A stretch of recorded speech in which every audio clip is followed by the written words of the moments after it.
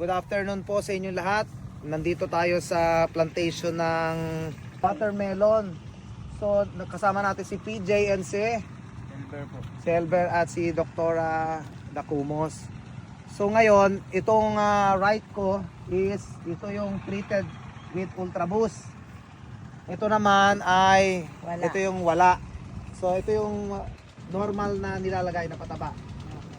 So ano ba ang difference, kapatid, sa observation nyo? Mas maganda po yung down ng may Ultra Boost, sir. Tapos maberde po. Okay. Makapal din po dumahon pagka meron Ultra Boost. Kumpara po dito sa wala po. Okay, ano, kitang-kita. Parang ang napansin ko, green na green lahat siya. Yes, sir. Green na green. So kapag ganyan po, anong ibig sabihin nun? Maganda po yung bunga, sir, kasi po maganda po yung dahon. Lalaki ang bunga niyan. Kailan ba ito aanihin? Sa 22 po. 20. Ilang araw na po ito? 65 po.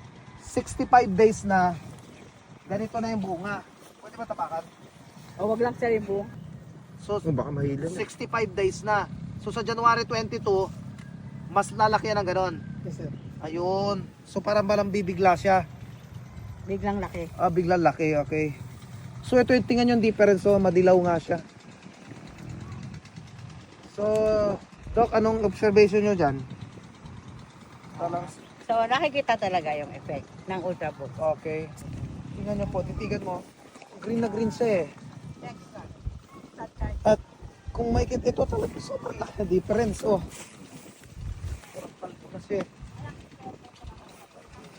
So, kahit na ikaw ay hindi farmer, alam mo kung ano yung may effect talaga yung Ultra Boost. Sobrang layo ng difference. So nasa gitna po tayo ngayon ng puro palay po nasa gitna. Tapos merong portion na ginawa nilang watermelon ng tanim. So sobrang effective. So, eto po yung section na walang Ultra Boost. Ayan, kita nyo naman po. Parang nasa lanta, di ba? Maraming dilaw-dilaw, parang kalbo-kalbo. Ito po yung na-sprayan ng Ultra Boost. Yun, berdeng-berde. Ibang-iba talaga siya. Ibang-iba. So, kahit hindi ka farmer, you will see the difference. Grabe.